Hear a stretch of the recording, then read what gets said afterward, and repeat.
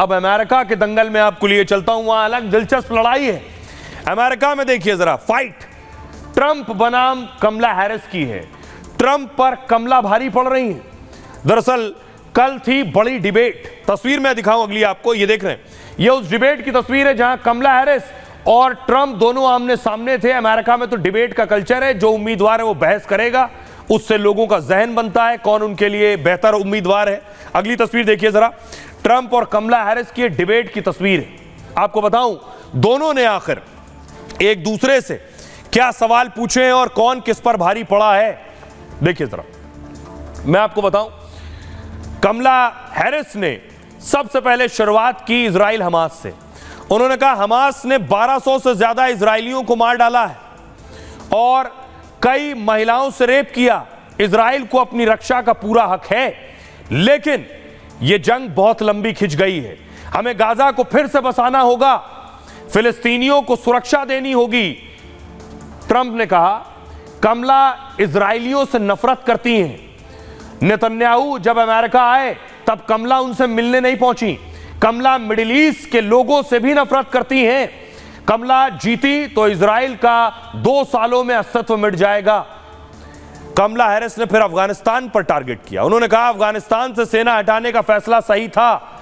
इससे पहले 4 राष्ट्रपति ऐसा करने के लिए कह चुके थे।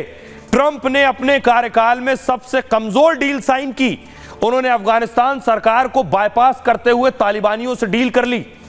ट्रंप ने कहा तालिबान हमारे सैनिकों को मार रहा था, मैंने तालिबान प्रमुख अब्दुल को साफ चेतावनी दी। उसके बाद 18 महीने तक एक भी सैनिक नहीं मारा गया। ट्रंप ने कहा मैं चाहता हूं, रूस यूक्रेन पर बात हुई, मैं चाहता हूं रूस यूक्रेन जंग खत्म हो। मेरे ज़ेलेंस्की और पुतिन से अच्छे रिश्ते हैं। बाइडेन को नहीं पता कि जंग आखिर कैसे रुकेगी, इसलिए तीसरे विश्व युद्ध का खतरा है। कमला हैरिस ने कहा बाइडेन के खिलाफ नहीं, आप मेरे खिलाफ चुनाव मैदान में हैं। आप राष्ट्रपति होते तो पुतिन अभी कीव में बैठे होते। पुतिन का एजेंडा सिर्फ यूक्रेन नहीं है। ट्रंप ने कहा मेरा हिंसा से कोई लेना देना नहीं है। मैंने पहले ही कहा था कि बड़ी रैली होने वाली है, मैं सिक्योरिटी के लिए जिम्मेदार नहीं था। कमला हैरिस ने कहा मैं 6 जनवरी को कैपिटल हिल पर मौजूद थी। ट्रंप ने कैपिटल हिल पर हमले के लिए भीड़ बुलाई। और अब आपको सुनवाता हूं, सुनिए क्या कुछ कह रहे हैं कमला हैरिस और डोनाल्ड ट्रंप।